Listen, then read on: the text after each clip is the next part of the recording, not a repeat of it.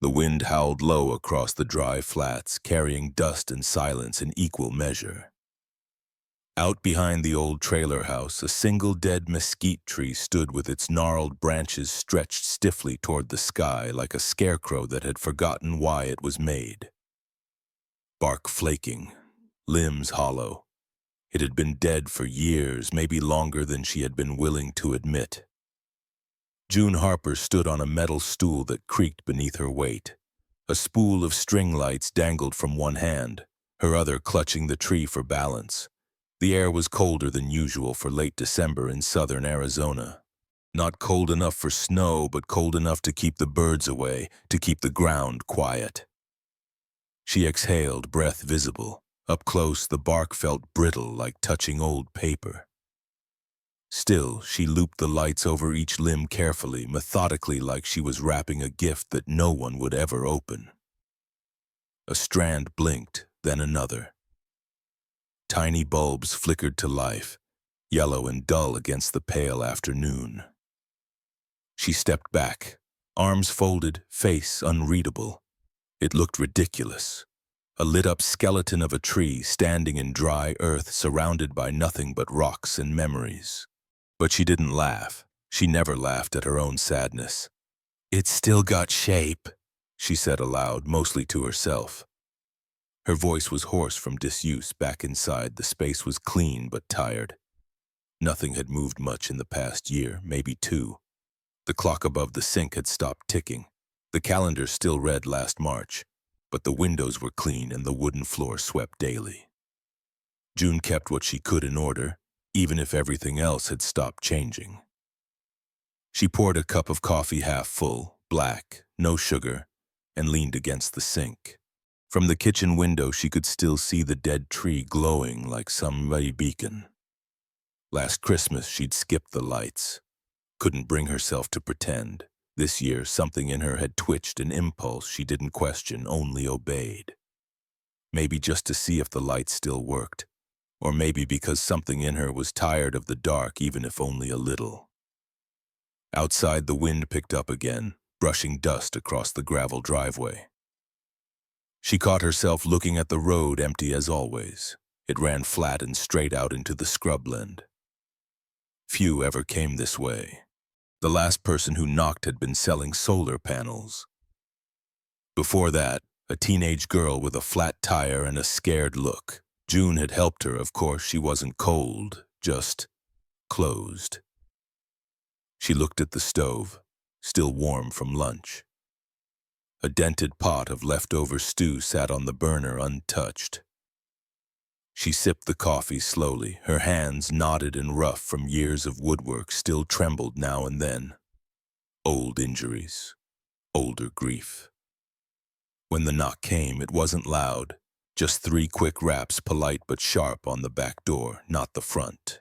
Like whoever it was didn't want to be seen from the road. June turned her head slightly. Mug still in hand, she set it down without rushing. Another knock, this one softer.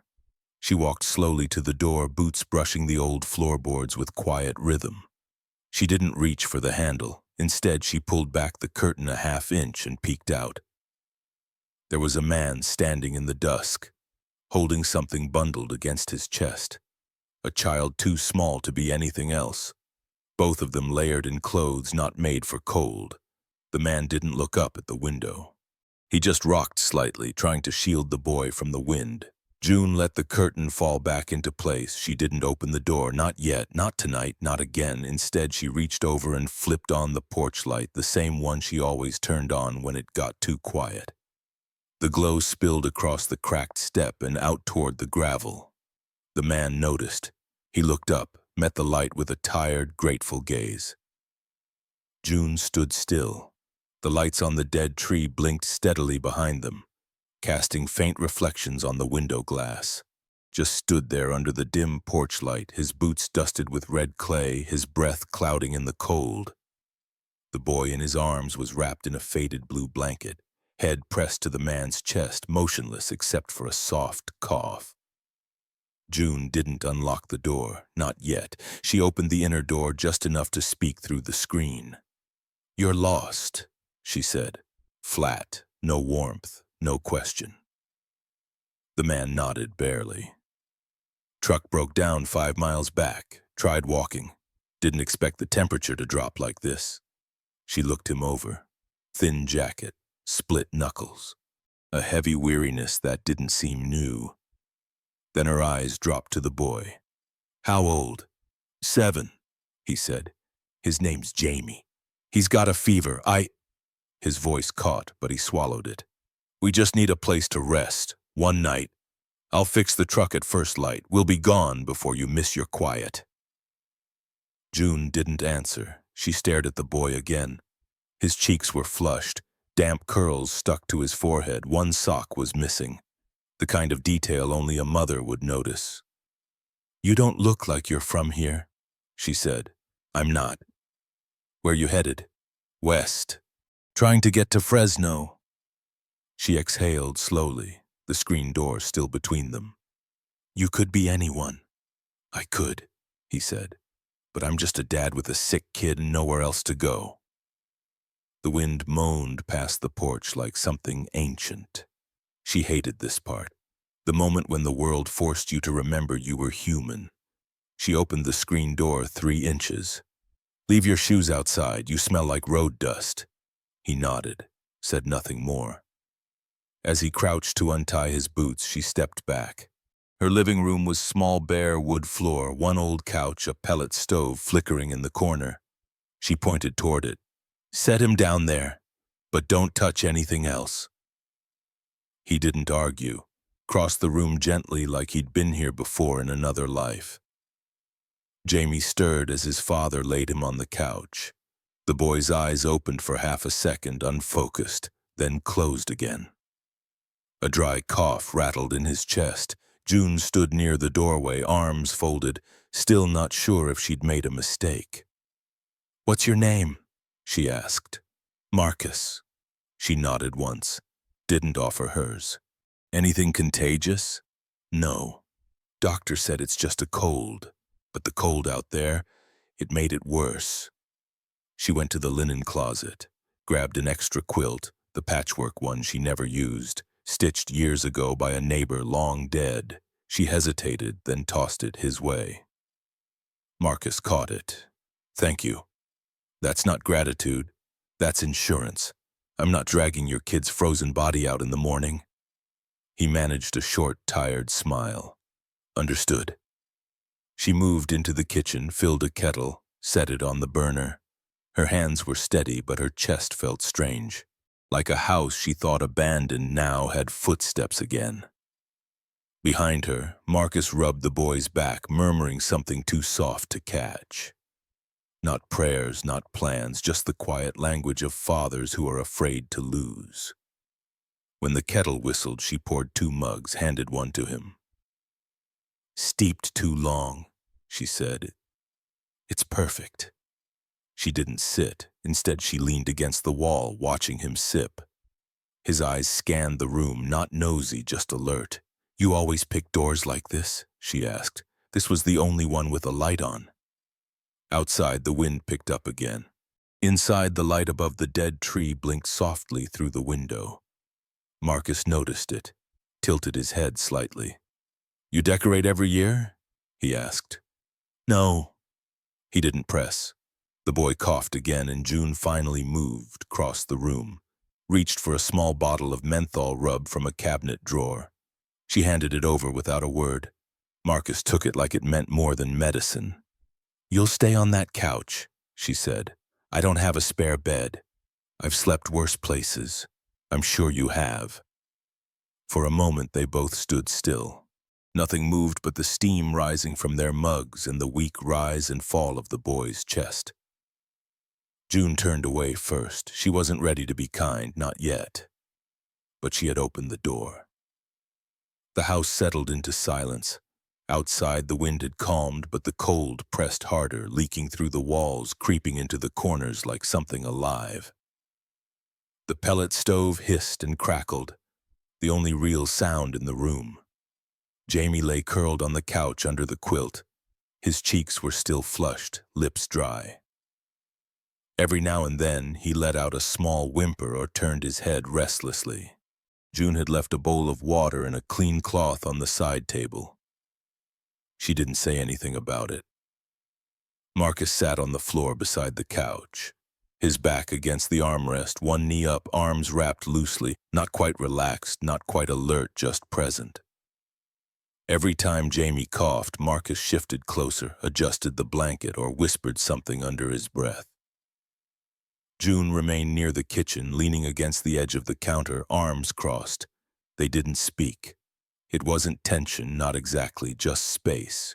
Careful, wide space. June had lived alone for over a decade. She'd gotten used to the quiet, used to her steps being the only ones, used to the way the floorboards sighed differently depending on the season.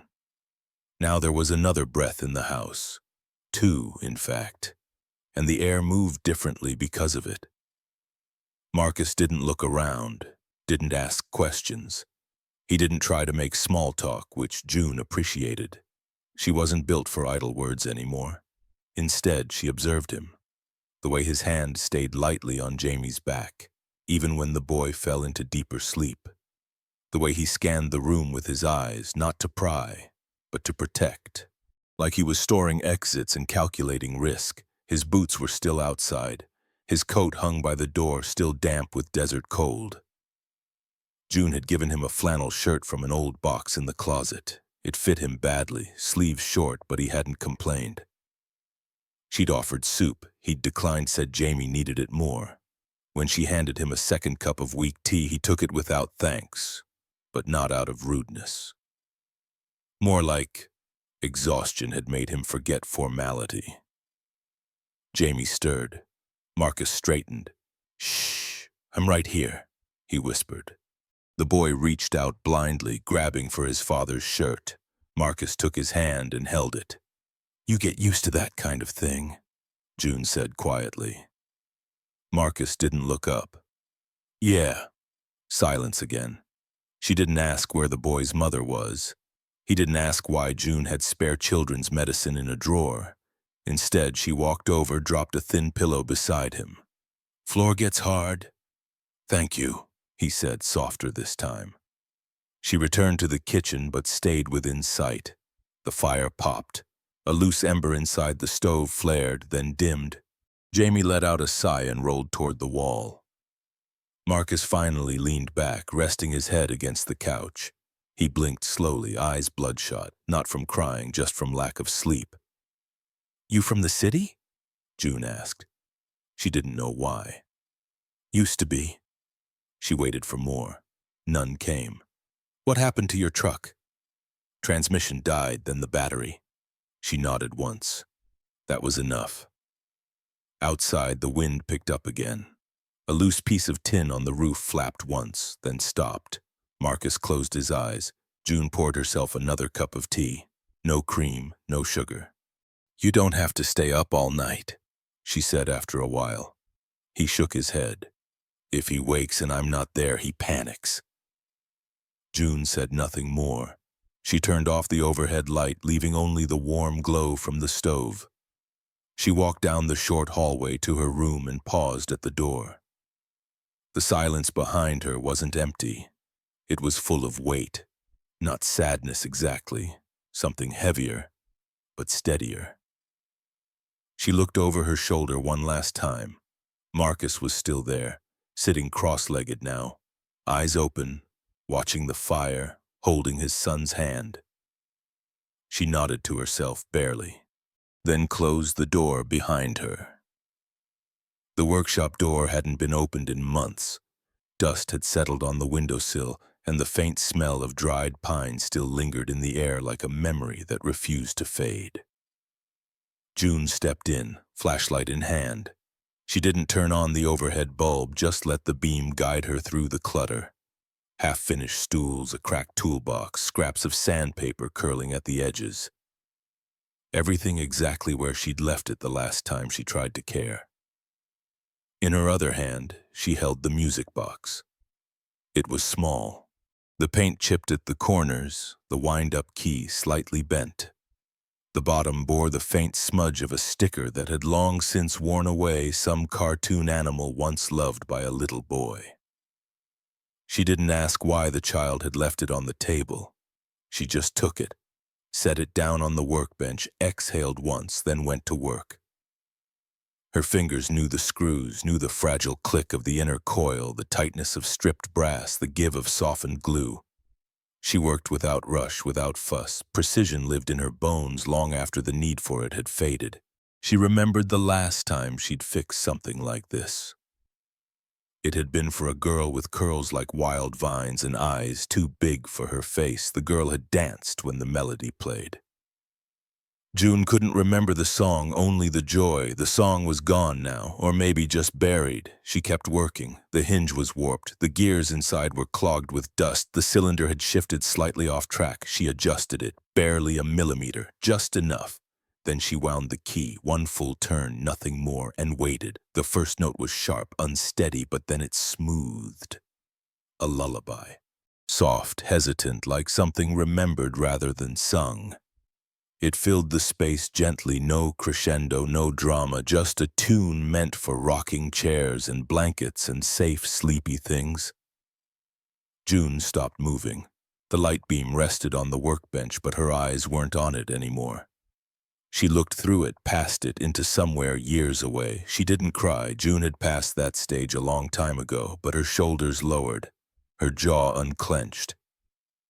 Her breath slowed to something quieter than usual. The song played on. Behind her, floorboards shifted. She turned her head slightly. Marcus stood in the doorway, silhouetted by the hallway light. His hands were empty, his expression unreadable. He didn't speak. He just stood there, listening. The tune wound down slowly. A few last notes, like rain tapping once more before a storm lets go. Then silence. June looked at the box, closed it gently, ran her thumb across the top once. She didn't ask how long he'd been standing there, and he didn't ask what she had remembered. She walked past him, not fast, not slow. He stepped aside without needing to be told. Before leaving the room, she paused at the threshold. "The kid'll want this back," she said. Marcus nodded. "Thank you." June gave no reply. She didn't need to. The box would speak for her. The morning came without sun. A flat gray sky stretched across the desert like a sheet pulled over the face of something sleeping too long. Snow had fallen in the night, not thick, not soft, but sharp-edged and wrong. Arizona didn't get snow like this. Not here, not now.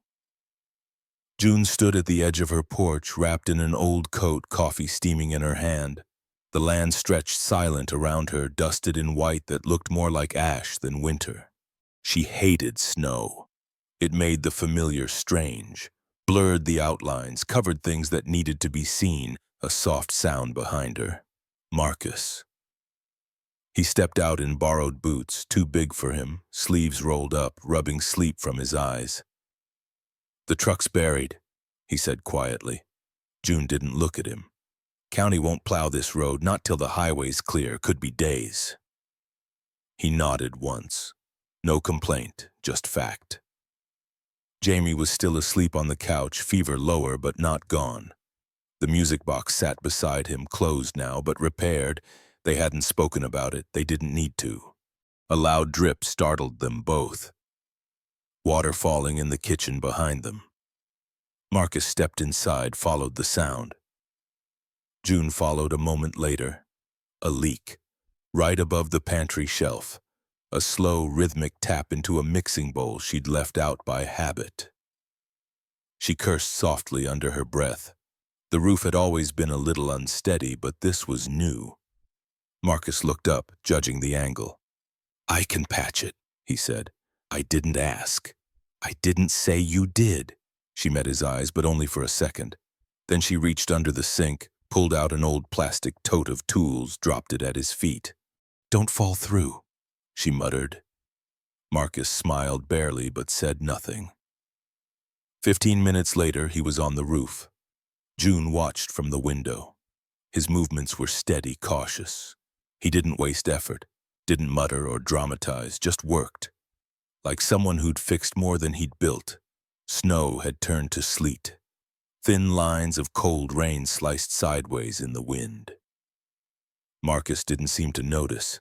He crouched low, pried up the loose shingles, measured the underlayer with his hand, found the weak spot fast. June turned away before she started caring. Inside, she moved the furniture back from the stove, swept the corners, lit another kettle. Jamie stirred, calling softly for his dad. She knelt beside him. "He's outside," she said. Jamie nodded groggily. "Fixing things?" "Looks like it." The boy smiled faintly, then drifted back to sleep. The hammering stopped, then footsteps overhead. Marcus descending the ladder slowly, shoulders damp, hair dripping into his eyes. June opened the door before he knocked. He handed her a scrap of old shingle. "You'll need to replace that part when it's dry. I patched what I could." She took it. Didn't thank him. Instead, she stepped aside. "You're soaked." "I've been worse." She handed him a towel anyway. Marcus dried his hands, face, then left the towel neatly folded on a chair. June noticed that, but didn't react. They both stood in the kitchen a long moment. The sound of dripping had stopped. "Didn't expect snow," he said finally. "No one does." He looked around. The house was still plain, still spare, but warm, lived in, real. "You built that cabinet yourself?" he asked, nodding toward the tall shelf near the window. "I built this whole place." He looked back at her. "A little longer than usual." "I believe it." June didn't flinch, but for the first time she didn't shut the moment down. Instead, she poured him a cup of coffee. No cream, no sugar, just the way she drank it. Marcus took the cup in both hands. The heat between them had nothing to do with the stove. The chair gave out mid-sit. It had always been a little off one leg shorter, the back slanted, the seat cracked faintly down the middle. June had kept it out of stubbornness, or maybe memory. Either way, when it finally buckled beneath her as she reached for a jar on the shelf, it wasn't a surprise. She caught herself before hitting the floor, cursed softly, then stood. The wood groaned like it was apologizing. She stared at the mess for a moment, then exhaled. Out back, the light in the workshop was still warm. The stove had been rekindled. Marcus was outside chopping kindling without being asked. Jamie was curled on the couch with a cup of warm broth in hand, color returning to his cheeks. No better time than now. June carried the chair out to the shop, laid it on its side on the bench. She didn't mutter or grumble, just picked up her tools and set to work, planing the edges, replacing the joint, sanding the worn spots smooth. It was muscle memory. Familiar, like an old song she hadn't sung aloud in years. Inside, Jamie watched from the window. The music box sat next to him, unopened. On the table was a stack of old construction paper June had left out earlier. Leftover from the days when neighbors still brought kids over to visit. He reached for a sheet, then a pencil, then another. No one told him to. He just began. Small hands, still clumsy from fever, moved with quiet purpose. It wasn't perfect. The table was lopsided, the heads too round, but there were 3 of them sitting side by side. A woman with golden hair tied back, a man with square shoulders and a quiet smile, a boy in the middle holding a spoon like a sword. Dinner. Jamie colored in the firelight, a glowing stove behind them, a window, and outside a tree wrapped in glowing lights standing in the snow. By the time June stepped back into the house, chair sanded and reassembled, Jamie was waiting by the wall. He held the paper up without saying a word. She took it, studied it. Her face gave away nothing. "That me?" she asked. He nodded. "And that mess is stew?" He grinned. She looked back at the drawing, then at him. "You want it on the wall?" "Please," he said. Her eyes flicked toward Marcus, who had come in silently behind them. He stood near the door, watching but not interfering. She walked to the drawer, pulled out a thumbtack, and pressed the drawing to the wall above the kitchen bench. It curled slightly at the edges, but it stayed. Jamie beamed. June returned to the kitchen, poured herself a cup of water, took a sip. She glanced at the wall again, then at the boy. "Didn't know you were an artist," she said. Jamie shrugged. "Just drew what I saw." Marcus stepped closer, hand on his son's shoulder. June looked at them both, for once didn't turn away. "Good eye," she said quietly, then returned to her chair. This time when she sat down, it didn't wobble. Morning arrived without sound. No birds, no wind, just stillness, thick as dust in the corners of the room. June stood at her bedroom door, hand resting lightly on the frame she already knew. The quiet was too complete, no soft cough from the couch, no kettle rumble, no muffled footsteps, gone. She walked into the living room slowly. The quilt had been folded and laid neatly across the back of the couch. The pillow fluffed. The firewood stacked just so beside the stove. Nothing disturbed, but everything shifted like someone had cleaned up the air on their way out. No note, no goodbye. Just absence. June didn't sigh. She didn't mutter or shake her head. She just walked across the room and sat down where the boy had slept. The cushion was still warm. Her hand landed on something hard, resting near the armrest, the music box. It was closed, polished slightly, as if someone had wiped it gently with a sleeve. She picked it up, turned it over in her hands. The key was tucked in, the latch secure. She didn't open it. Instead, she set it on the windowsill where the morning light could find it. Then she looked up and saw the drawing, still pinned to the wall, curling at the corners. 3 figures around a table. The stove, glowing. A boy smiling. A tree wrapped in lights. The lights were still blinking outside, faint against the pale daylight. It looked like the tree was still waiting for them to come back. She stood and stepped to the kitchen, filled her cup with cold water, let it sit untouched on the counter. Something caught her eye. Tucked under the edge of the cutting board was a small, rectangle wood, sanded smooth, about the size of a business card. She picked it up, a thin etching across the surface, a stylized tree with roots that fanned outward like open hands. Beneath it, a single phrase, "New Roots Initiative." No name, no phone number, no contact, just that. She ran her thumb over the engraving. The wood was familiar. Juniper, probably. Arizona-grown, simple, strong. She didn't know what it meant, but it wasn't random. Marcus had left something, not a signature, but a seed. She placed the card beside the music box, then walked to the front door. Opened it slowly. Outside, fresh snow had covered the old tire tracks. No footprints, no trail. The desert was white and soundless. She stepped out onto the porch and looked toward the road, empty.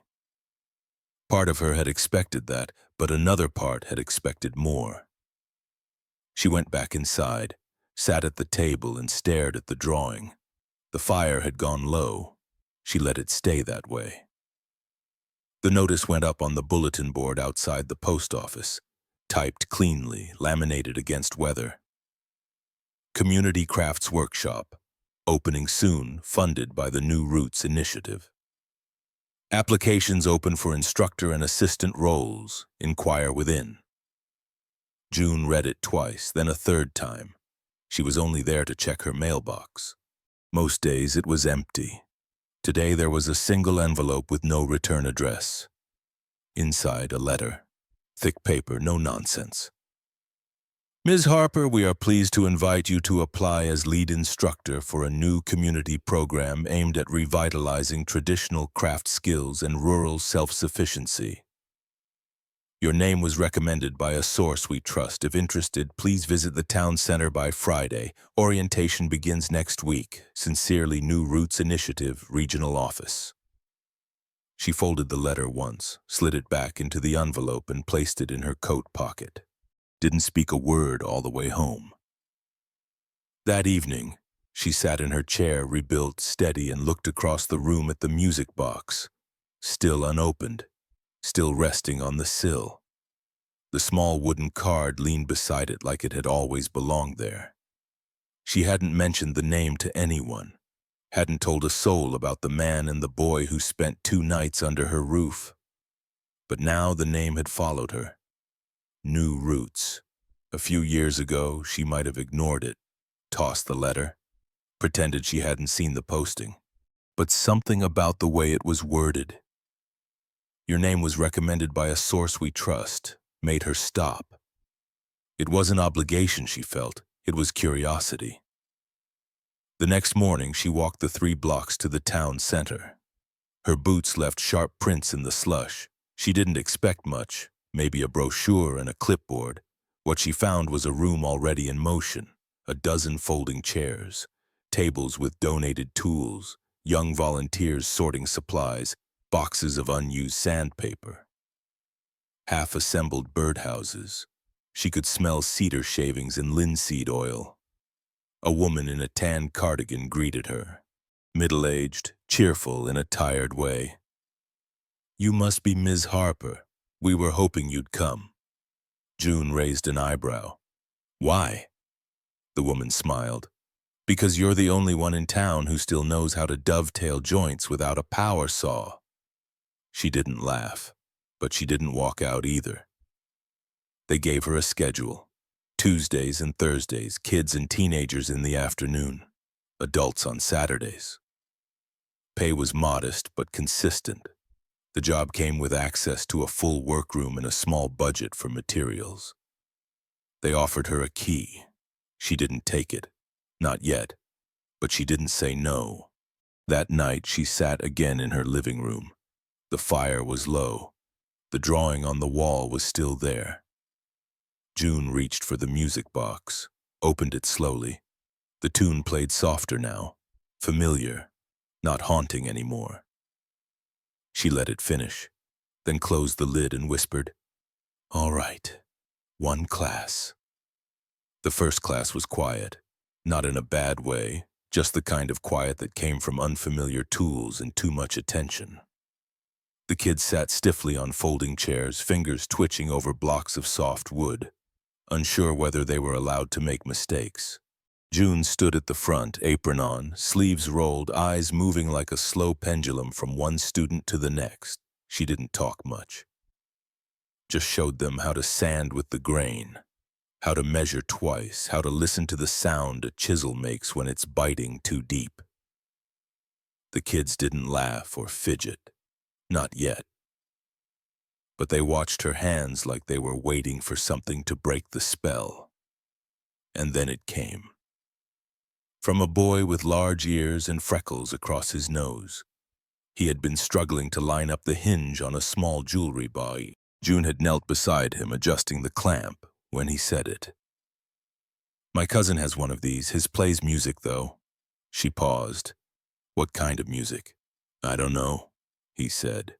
"Some sleepy song. His dad said his mom used to play it when he was sick." June didn't breathe for a second. She looked at the boy. He was no older than 8. "What's your cousin's name?" He shrugged. "Jamie, I think. He came to visit last week. They live somewhere else now, but he gave me this idea, said his music box was fixed by a lady who lives where the snow touched the cactus." He went back to his project like it meant nothing. But the room shifted for June. She stood slowly, moved to the front, her mind still back on the phrase, "where the snow touched the cactus." That was this place, these hills, that winter. She glanced at the music box samples stacked on the shelf behind her. They were all plain, blank, but one of them, the one she'd made as a demonstration, carried a faint carved pattern.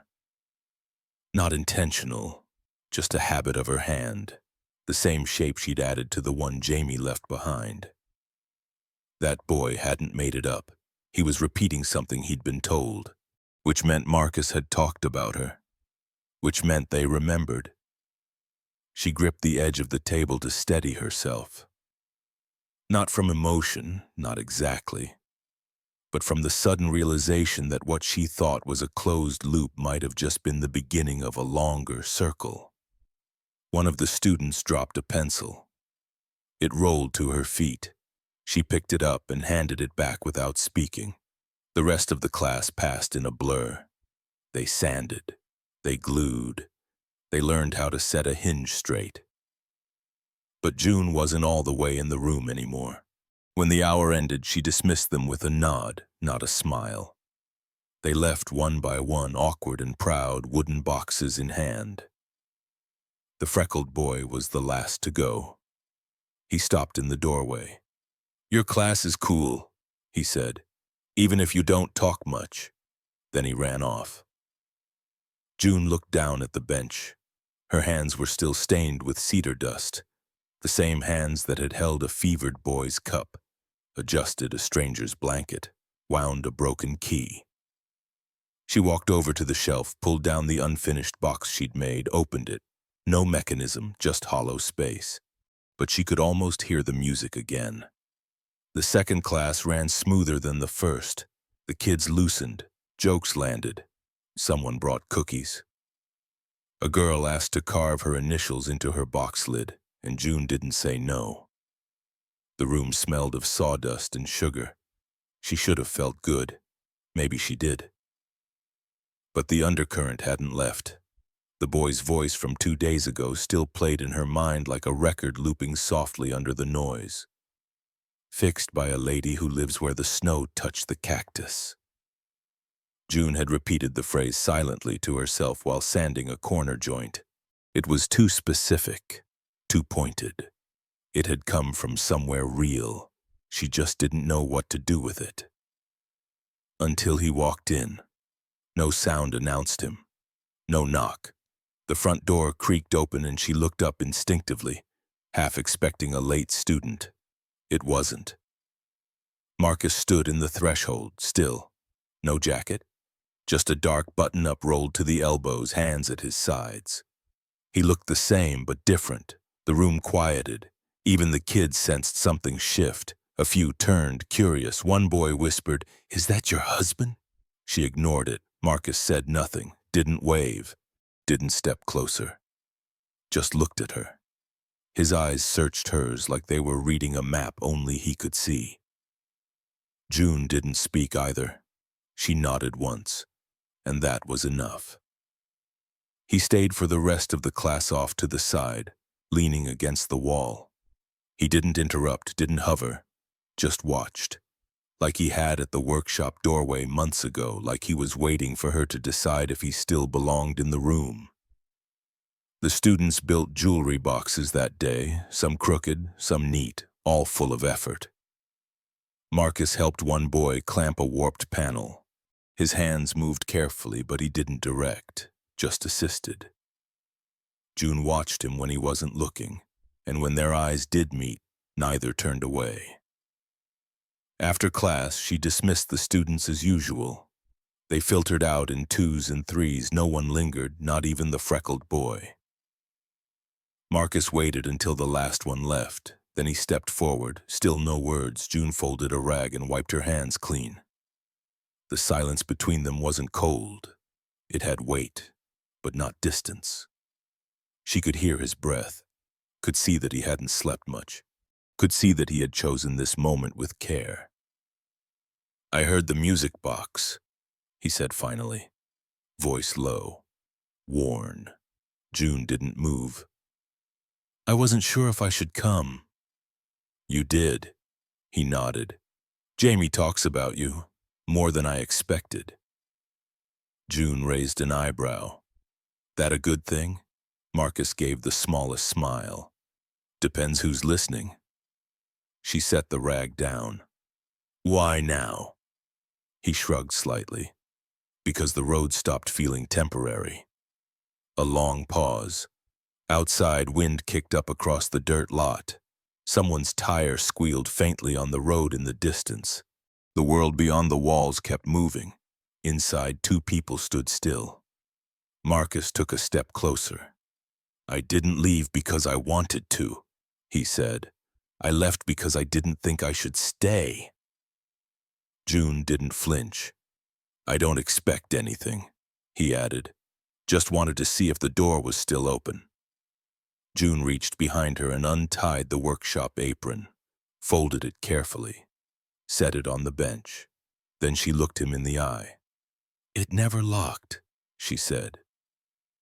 Marcus looked down, just for a moment.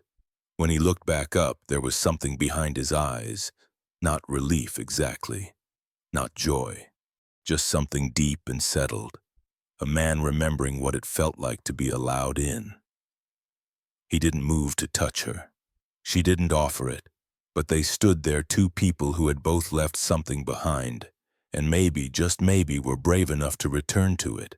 The invitation came simply, no phone call, no dramatic knock, just a note tucked under a small wooden carving left on the workshop bench.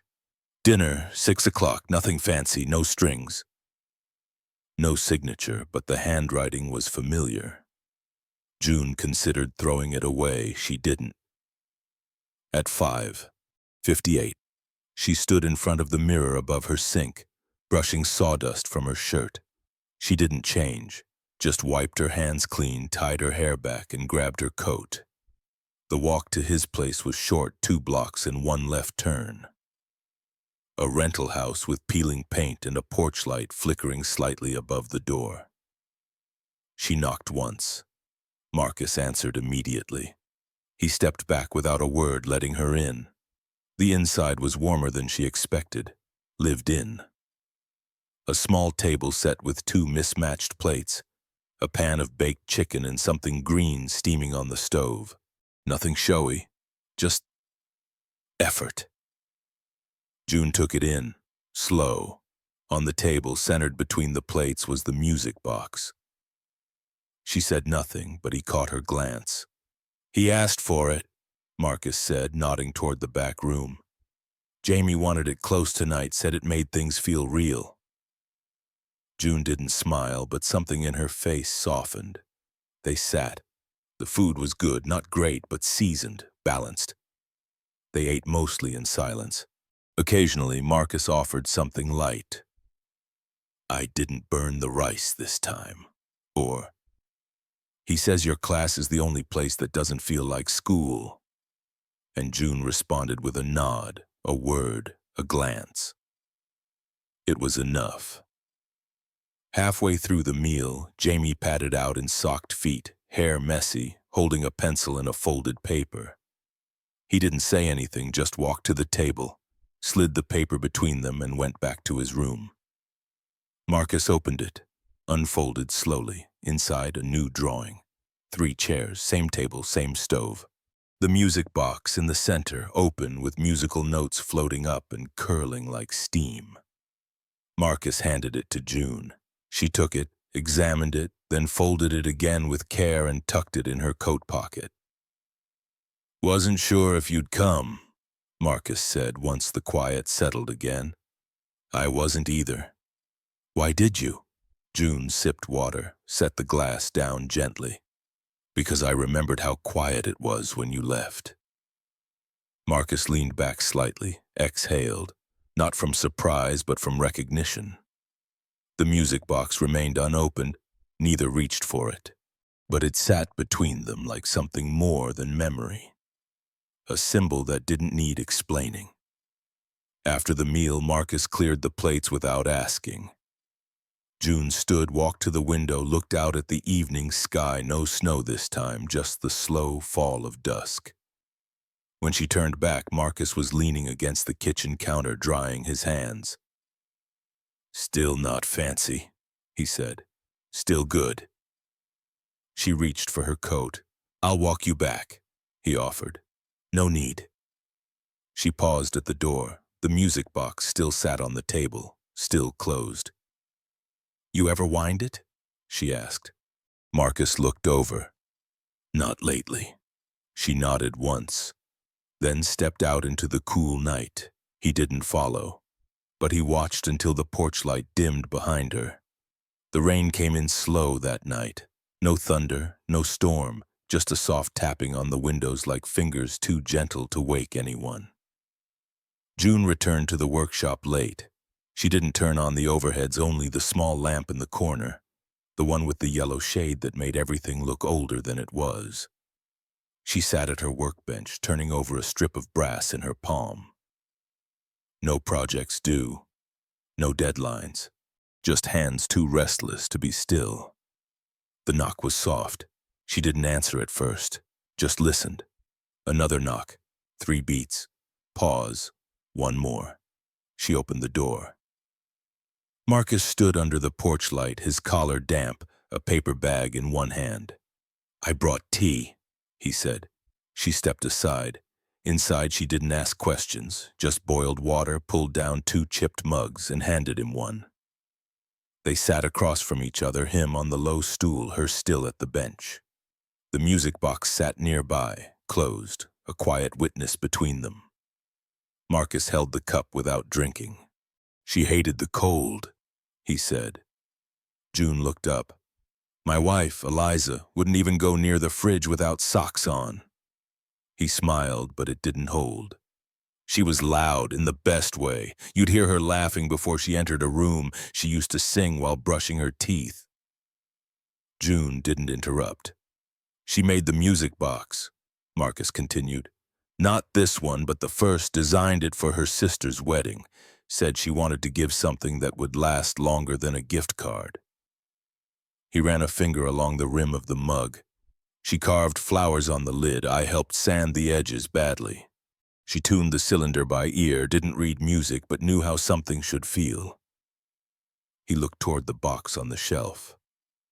"After Jamie was born, she made another. Said lullabies sounded better when they came from somewhere real. That one played Blue Skies. Not her favorite song, just one she thought he'd remember." June kept her hands in her lap. She got sick fast. It was 2 months of hope, then 3 days of not. His voice didn't shake, but the silence that followed carried more than one kind of weight. "She told me not to teach Jamie to be tough," Marcus said. "Said strength wasn't the same as silence." He finally looked at June. "But I didn't know how else to survive it." They sat for a long time. The kettle hissed faintly from the corner. June rose, poured more hot water, refilled both cups without a word, then returned to her seat, her own mug untouched. "I tried giving the box away," Marcus said, "after the funeral. Couldn't do it. Kept it in a box, wrapped in a sweater she used to wear, only opened it once when Jamie had his first fever." He took a sip, then exhaled slowly. "I don't know why I'm telling you this." June met his gaze, steady. "You don't need a reason," she said quietly. Marcus nodded. "Sometimes I feel like if I talk about her, I'll trap her here," he said. "But if I don't, I'll lose her completely." "She's not gone," June said. "Not while someone still says her name out loud." He looked down at his hands. "She'd like you."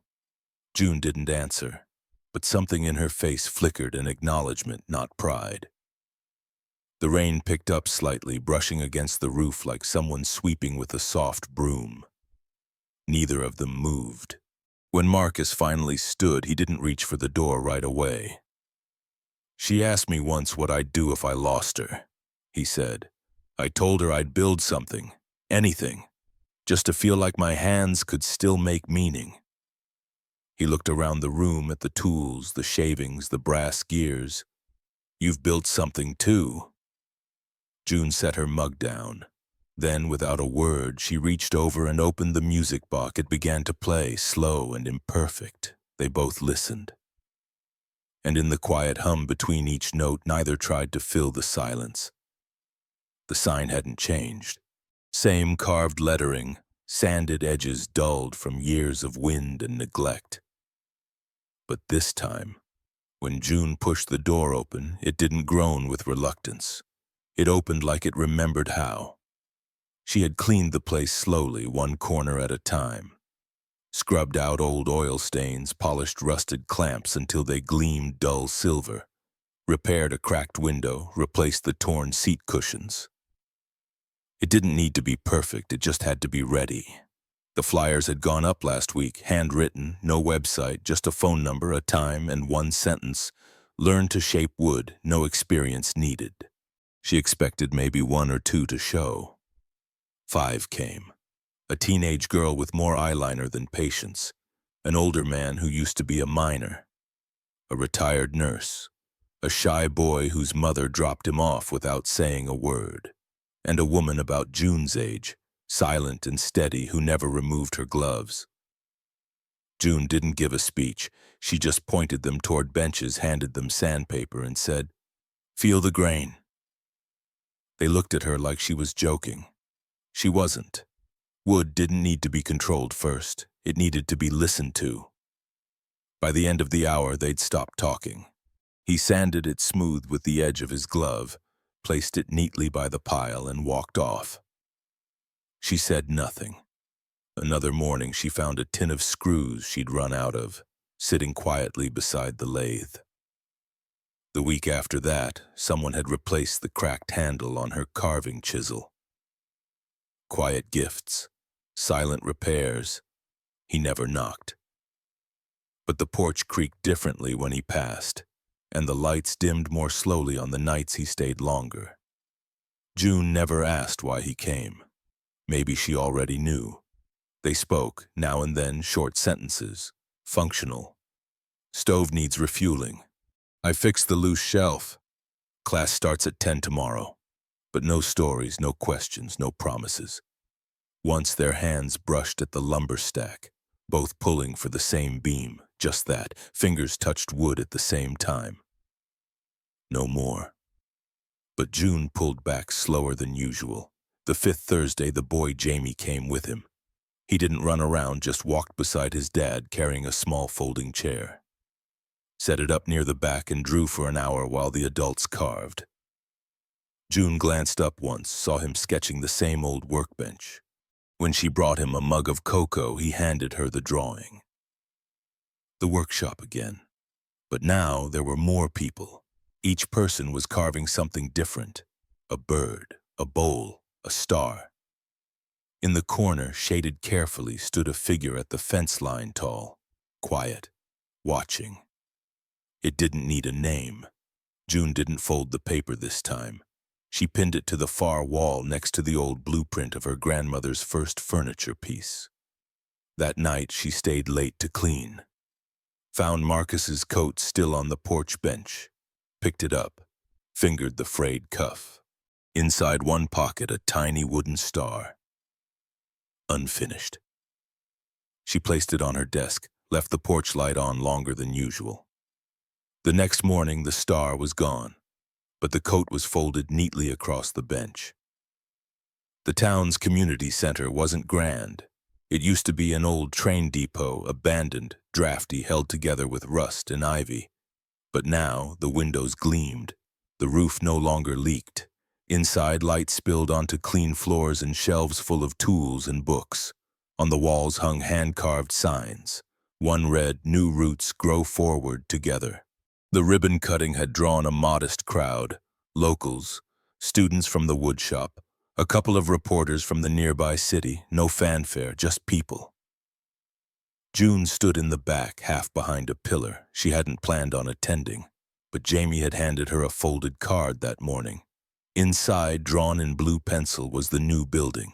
On the steps, a small figure with long hair stood beside a taller one with a star in his hand. She came. Now, as Marcus stepped up to the small platform by the entrance, a quiet settled over the space. He wore no suit, just clean jeans, a pressed shirt. His palms rested on the edge of the podium like he was grounding himself. He didn't read from notes. "I don't like speeches," he said, a few chuckles. "But I do believe in moments." He paused. "There was a night not long ago when I knocked on a stranger's door. I didn't have anything but a feverish kid and a music box that wouldn't play." He glanced toward the crowd, found no one in particular. "That night, we weren't offered charity. We were offered dignity, warmth, a place to sit until the storm passed." He let the words breathe. "Years ago, I lost someone who made the world louder, kinder. Since then, I've been trying to remember what it feels like to build something with heart. He gestured toward the walls, toward the shelves, the art. This center is for people who need to remember they still have hands, who need a place to wait out the storm, who don't want pity, just space to try again. Someone in the audience nodded slowly. Another reached for a tissue. Marcus continued, voice soft now. I won't name names because this isn't about credit. He looked directly at June. It's about honoring a moment and building something real from it. Silence followed, the kind that feels full, not empty. Then Jamie appeared beside him, holding a pair of wooden scissors. Oversized, handmade. Marcus smiled, took them, and clipped the thin ribbon stretched across the entrance. No music, no balloons, but the moment still swelled. Applause rippled through the crowd, not thunderous but steady, like rain on a good roof. June didn't move at first, then Jamie ran over and slipped his hand into hers. You saw the drawing? He asked, tilting his head up. She nodded. It was perfect, she whispered. He grinned. Dad made the scissors. I figured, she smiled back. Together they walked inside. The light was warm. The air smelled faintly of sawdust and citrus oil. June paused at the entryway. Just beyond the door, fixed to the wall beside a potted sapling, hung a small wooden plaque. Built from a broken music box and an open door. She reached out, touched it once with her fingertips, then stepped inside, the sound of Jamie's footsteps echoing ahead. Evening came early. Spring hadn't fully arrived yet. There was still a chill clinging to the porch railings, a hush in the trees that felt like winter wasn't ready to let go. June stood in her kitchen, hands wet from rinsing brushes. The workshop had been quiet that afternoon, just her sanding the last edges of a rocking chair she'd been building for months. Not for anyone in particular, just because her hands needed something steady to hold. She dried them slowly, moved to the window, saw the light was out, the porch bulb. She had meant to fix it. As she reached for her coat, movement caught her eye. Jamie. Tiny and determined, he stepped up on a wooden crate, reached toward the socket, and twisted the new bulb in with both hands. The light flickered, then stayed. June opened the door, half laughing. Was that your doing? He turned, grinning. It was dark. She nodded. And now it isn't. Behind him, Marcus stood by the steps, one hand in his coat pocket, the other holding something wrapped in a cloth. He waited until she approached. I thought you might want this, he said, offering the bundle. June unwrapped it carefully. A music box. New but familiar. Carved with fine detail, less delicate. More grounded. Maple wood. Oiled to a soft sheen. The shape was simple. Square base, a curved lid, and 3 stars etched across the top. One for each of them. When she opened it, the tune was quiet, low, unpolished, like it hadn't found its voice yet. She didn't recognize the melody. It's an original, Marcus said softly. Jamie hummed it in his sleep once. I tried to catch it. June looked up, stunned. Doesn't matter if it's perfect, he added. It's ours. Inside the lid, burned into the wood with a hot pin, was a small inscription. Thank you. For the night you didn't ask why. June stared at it for a long time. Her fingers trembled slightly as she closed the lid, then she turned to Jamie. You hungry? He nodded. I made soup, she said. He lit up. With biscuits? She gave a small smile. Always. He rushed inside, the porch door thudding behind him. Marcus didn't follow right away. He looked down at the wooden floorboard beneath his boots. I'm not good at saying things, he murmured. I know, June said. But I'm here, he added. She stepped closer. You've been here, she said. Even when I didn't know how to ask. The porch light glowed above them, soft, steady. Marcus took a slow breath. His hand brushed hers just briefly. I won't ask anything of you, he said. I know that too. But I'll show up. I'll fix what I can. I'll wait for what I can't. A pause. Then June reached for his hand. Didn't grip it, just touched it, palm to palm. You don't need to wait anymore, she whispered. Inside, Jamie's voice called, It's boiling! They both laughed. Marcus stepped in first, held the door open. June followed, carrying the music box. As the door swung shut behind them, the porch light hummed quietly above. The house, once too quiet, now held 3 sets of footsteps. 3 bowls, 3 stories unfinished but now shared. The music box sat on the shelf by the window, still playing. Not perfect, but true.